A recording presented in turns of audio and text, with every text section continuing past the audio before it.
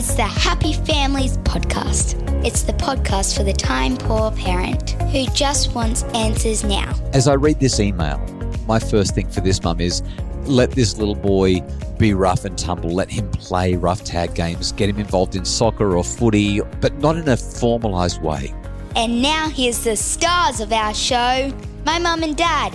Kylie, most Tuesdays we do our best to answer listener questions. Today is no different. We're going to do that. Let's dive into it. I'm going to get you to read today's question, which comes from a Happy Families member who says... Well, this is going to be fun. I don't have my glasses on today. Holy smokes. All right. I've been listening to your podcast for a few years now and love it. Thank you for making me a better parent. I need some tips to help my 6-year-old son to make better decisions in the playground at school. He's hanging around a few boys that like to play rough tag games. We've talked to him a lot about what makes a good friend, being kind, our family values. But honestly, I feel nothing is making a significant difference. I have emailed his teacher to discuss a plan on how we can work together so all the children can make better choices and treat each other more respectfully. To be honest, I would prefer if he didn't hang out with these kids, but he likes running around. He's got a lot of energy and he will always encounter these kinds of kids throughout his whole schooling. We've also encouraged playing football, soccer, etc. instead, but he hasn't found a sport he likes at this stage. Last term, he tried focusing on one task, e.g. stepping back when things are getting rough, no pushing. But as you're well aware, when things get out of control, high emotions, low intelligence. She said, sorry, it's a long one. Well, I love these emails and the opportunity that we have to make a difference. I'm perplexed by a couple of things in this one, so I'm going to step through a couple of ideas and obviously we'll go backwards and forwards with some help for this mum. First thing that you didn't mention is that she's been listening to all of our resources and books slowly. And I just wanted to highlight that you can listen to it on 1.5 speed. You can get through it way faster. I'm just putting it out there. I listen to everything on 1.5. I have noticed that you've been listening to things on 1.75. How do you say that? 1.75. Well, it doesn't have 1.75. Mine says 1.75. Oh, does it? Yeah, 1.75. Yeah. But I listen to the really important stuff. And some I've even seen you on 2. Yeah, that's right. And when I listen to our podcast on normal speed, which I very infrequently do, but every now and again. How slow is it? I think to myself, I wonder if I really speak that slowly. Does JR slow it down? It feels like it. Because when I listen to our podcast, I usually listen to it on 1.5. So if you're doing that, we don't mind. We don't mind at all. So for this Happy Families member and listener, please, it's okay. You don't have to listen to them slowly. Okay, let's talk about something serious here. Now, I'm reading this just on face value initially, and I love the care and concern that this mum has shared. But what I'm really concerned about is that there is a feminisation of our society over time. There's been a lot of noise made over the last little while about toxic masculinity, which I have massive problems with. Massive problems. The idea that half the population on the planet could be considered toxic is just so diabolically offensive to me. It's so appalling. There are obviously some people who have some issues that we need to work with and plenty of toxic beliefs, but that doesn't make half of the population toxic. So I found this article. It's by a guy who's sometimes fairly provocative. His name's David French. And he just made one really important point. He said, our society is unlearning masculinity. It's feminizing every stage of male life and boys are paying a steep price. Well, you know, when I was in my late teens, it was all about the SNAG, right? Sensitive new age guy. Yeah. That I so badly wanted to be a SNAG. And I don't know why. I mean, come on. Because girls wanted a SNAG. Girls wanted a male they could talk to. And this is the interesting thing. Now, there's tremendous overlap between males and females, but only at the extremes, the extreme lows and the extreme highs.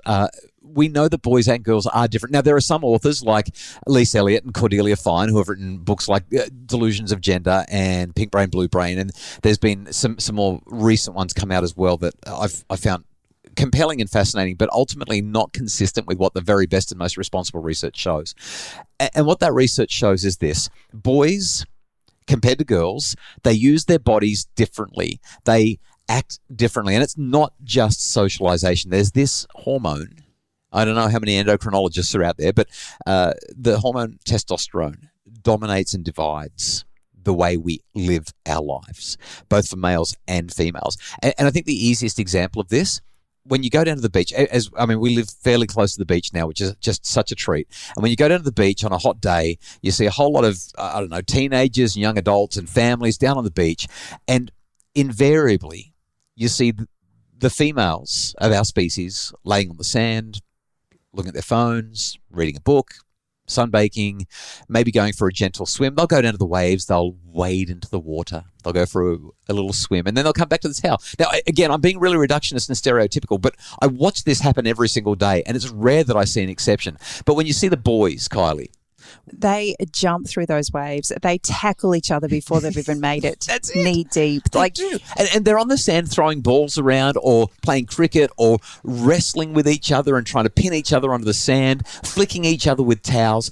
And the girls are like, would you stop it? Would you just sit down? Would you calm down? And it's the same in the school, in the classroom. It's the same across the board. And I think while I find David French sometimes far too provocative and over the top, this idea that we are making masculinity problematic, I think that there's a lot of evidence for it if you look for it. I know that Maggie Dent has been, very, very vocal in, I guess, being a champion for boys in the classroom. Yeah, and letting them wriggle and move and exercise during the day and use their bodies. I think about the schooling experience I had as a young child. We were allowed to climb trees. Like, I'm talking like massive pine trees that would be considered 2 or 3 stories high. We had this amazing tree down the back of the school, and it was right down the back of the school. And to get there, you actually had to go down this massive ditch. Like, it was huge. And we would roll down that hill at full speed, going over bumps and all kinds of things to get to the bottom. And then we'd spend our lunch break climbing this tree because we had, being girls. So it sounds like girls and boys were doing this. Yeah. We had, each branch was a different bedroom of the house. Which I love that you've said that as well, because I'm not saying that girls don't do these things. There's plenty of evidence that lots and lots of girls like to. But on average, there is such a strong research evidence base to highlight that there is a difference between the way boys and girls are going to, like, boys just bump into things, bump into each other. They use their bodies more. And that's the central thing that I wanted to highlight in response to this email.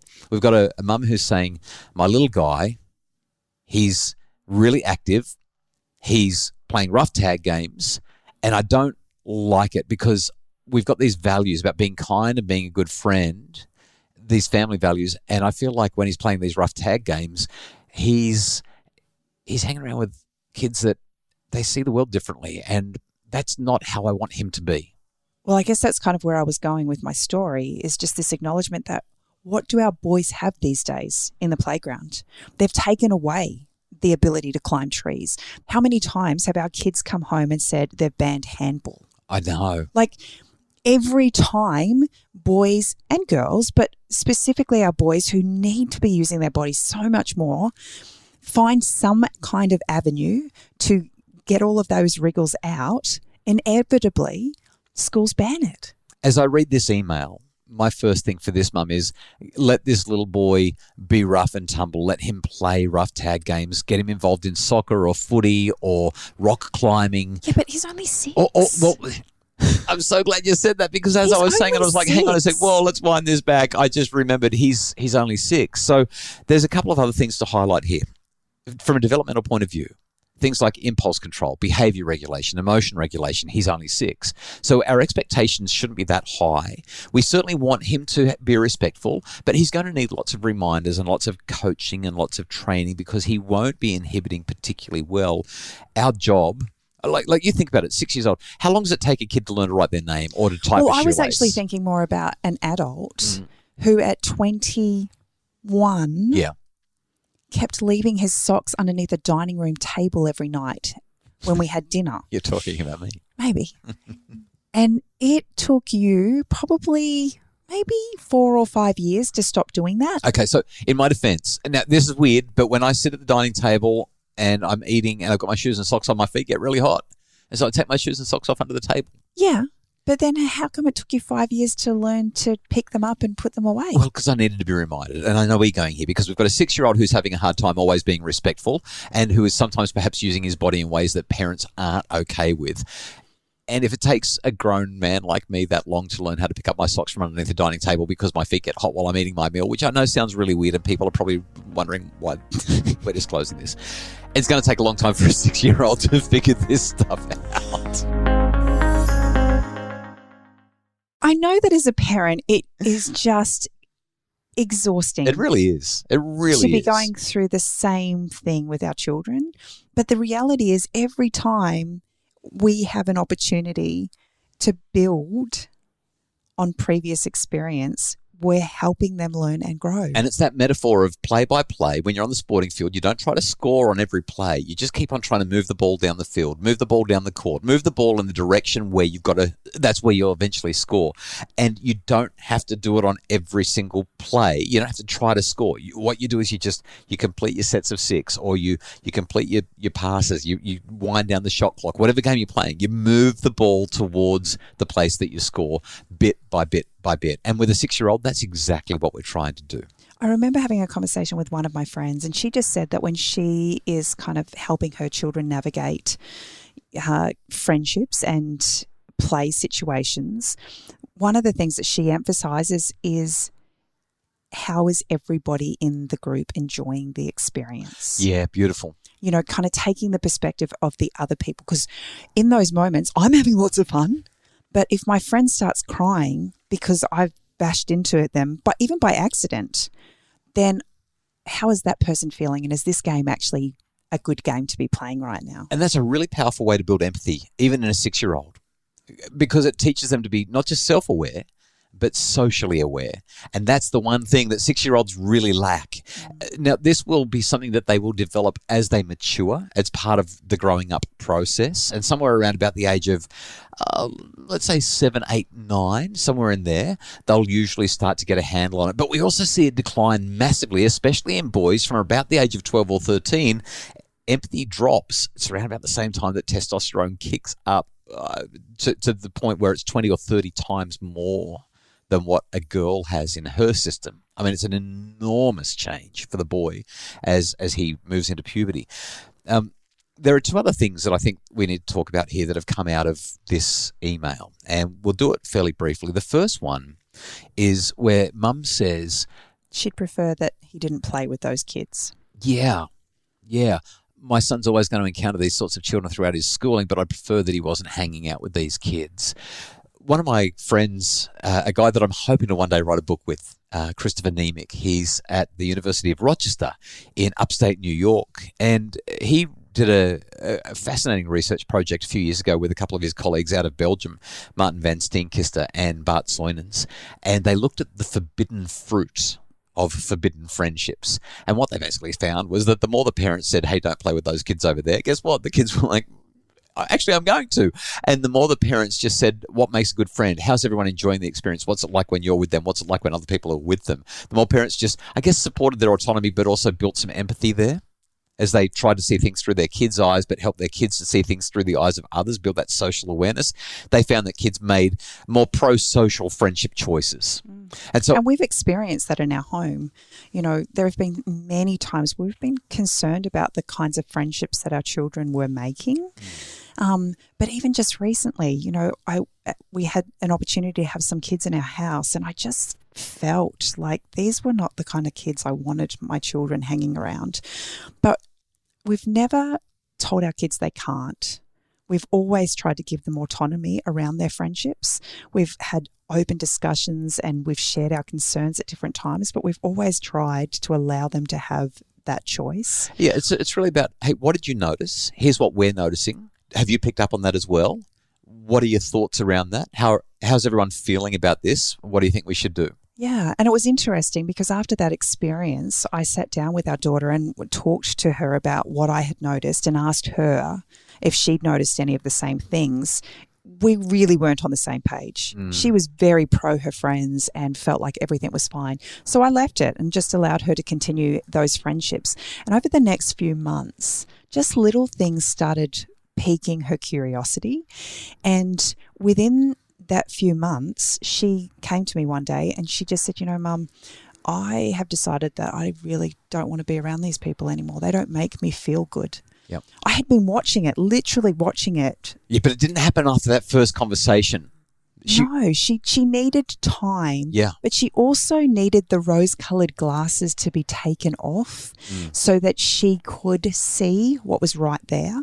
And we've had lots of opportunities over the years to have those conversations. But I think it's important that kids have the autonomy to make friends. So the last thing that I want to highlight from this email is just that we've got a mum here who's saying we're encouraging our son to play football and soccer, but he hasn't found a sport that he likes at this stage. And obviously that ties in a lot with the whole let's get the kids active. But for me right now, it's about unstructured play. It's about building social relationships and friendships, getting down to the park, down to the beach, riding bikes, playing ball sports, but not in a formalized way. When I look at all of the very best research around this, I don't see any advantage at all to getting kids involved in organised sport at the age of 6. I just think it's too young. It puts too much pressure on them. It brings a competitive element in before they've developed competence. And if you don't have the competence and capability, and now you've got to score and you've got to beat the other people and you're trying to get the participation trophy or the end of the year grand final, it's not quite right. That's not what we want to be doing. So I would be saying to this mum, continue to build relationships. Watch the kids when they play in the backyard or down at the park. Watch what's happening when you take them down to the local play centre and they're doing something in an unstructured way there, because those are the activities where you're going to really see what's going on and you'll have those teaching opportunities. In short, we've got a little boy who wants to play, wants to be active, wants to be involved, and he's kind of like our puppy, Kylie. Just doesn't know how to hold himself back just yet. Our puppy, she sees the open gate and she runs for it. She's like, freedom, let me at it. And a few times she's escaped and things have gotten out of hand and we've had to chase her down the road and bring her back. It's a bit like that with a little boy, age 6 or 7, limited regulation, limited inhibition, just wants to use his body and be rough and tumble and be into everything. And every now and again, things go a little bit too far. And as parents, we've got to chase them down the road, pick them up, bring them back home and have another conversation with them and help them to bit by bit work it all out. So we hope that, well, definitely food for thought, not the usual soft and cuddly kind of advice that we give in one of these conversations, but I think that it's a good reminder for parents of boys that they do need to have these opportunities to be a little bit more, what's the word? Exuberant. I love it. The Happy Families podcast is produced by Justin Rulon from Bridge Media. Craig Bruce is our executive producer. And if you'd like more info about making your family happier, we would love for you to visit us at happyfamilies.com.au. Oh, also a quick reminder, next Monday night, big webinar. Can't wait to share it with you. The Parenting Revolution, all about my brand new book. We've got the webinar of the same name. It's like The Parenting Revolution, the book, the webinar. That's like High School Musical, the series, but never mind. That's happening next Monday night. If you haven't grabbed your tickets, well, if you're already a Happy Families member, it's already included in your membership. If you're not a member, become one. Or alternatively, grab your ticket for the webinar wherever you would normally find it, happyfamilies.com.au or on our Facebook page, Dr. Justin Coulson's Happy Families.